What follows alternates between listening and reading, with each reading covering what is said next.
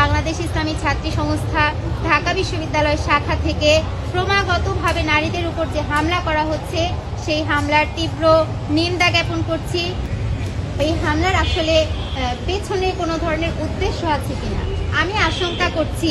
এই হামলা হয়তো এই কারণে করা হচ্ছে নারীরা যেন কোনোভাবে ভোট দিতে ভয় পায় বা তারা যেন এই কার্যক্রম থেকে দূরে থাকে।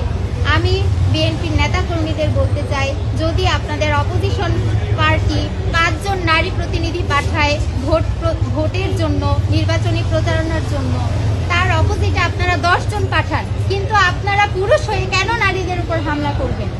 সর্বাত্মকভাবে আমরা বাংলাদেশ ইসলামী ছাত্রী সংস্থা ঢাকা বিশ্ববিদ্যালয় শাখা থেকে ক্রমাগতভাবে নারীদের উপর যে হামলা করা হচ্ছে সেই হামলার তীব্র নিন্দা জ্ঞাপন করছি, প্রতিবাদ জানাচ্ছি এবং আমরা বিচার দাবি করছি সেই নারী নির্যাতনকারীদের, নারী হেনস্থাকারীদের।